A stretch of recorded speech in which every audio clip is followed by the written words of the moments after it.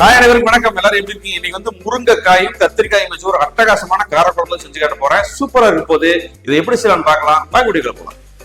இன்னைக்கு நம்ம வந்து முருங்கைக்காய் கத்திரிக்காய் காரக்குழம்பு செய்ய போறோம். செமையா இருக்க போது இன்னைக்கு வந்து முருங்கைக்காய் வந்து சின்ன சின்ன பீஸா நம்ம கட் பண்ணி தண்ணியில போட்டாச்சு.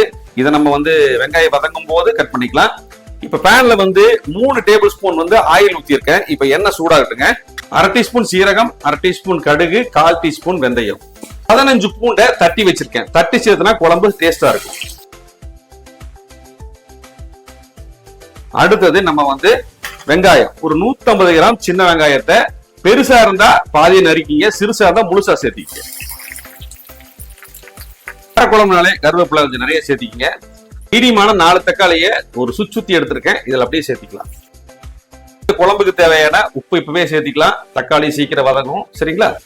இப்ப பாருங்க, தக்காளி நல்லா எண்ணெய் பிரிய ஆரம்பிச்சிருச்சு. இப்ப காய்கறிகளை சேர்த்திக்கலாங்க. முருங்கைக்காயும் கத்திரிக்காயும் சேர்த்திக்கலாம்.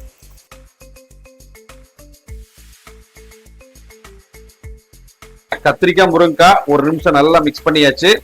அடுத்தது நம்ம மசாலா பொருளை சேர்த்திக்கலாங்க. 2.5 டீஸ்பூன் வந்து மல்லித்தூள், 1.5 டீஸ்பூன் வந்து மிளகாத்தூள், குழம்பு மிளகாத்தூள் ஒரு டீஸ்பூன்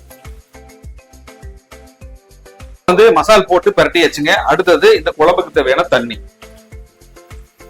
இப்போ ஒரு 150 ml தண்ணி சேர்த்தியாச்சுங்க. தண்ணி சேர்த்தியாச்சு. ஏற்கனவே உப்பு சேர்த்திட்டோம்.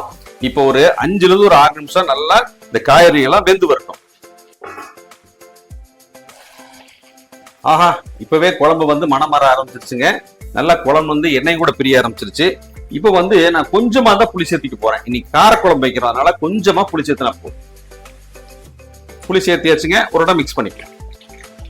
புளி நல்லா கொதிச்சு வரட்டுங்க. அது வரைக்கும் மூடி வச்சிடலாம். இப்போ ஓபன் பண்ணியாச்சுங்க. கத்திரிக்காய் முருங்கைக்காய் காரக்குழம்பு ரெடி.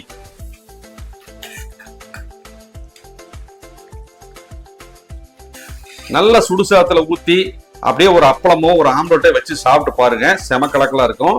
இதே மாதிரி நீங்களும் ட்ரை பண்ணி பார்த்துட்டு எப்படி இருக்குன்னு கமெண்ட் சொல்லுங்க. நன்றி, வணக்கம். அடுத்த வீடியோ பார்க்கலாங்களா?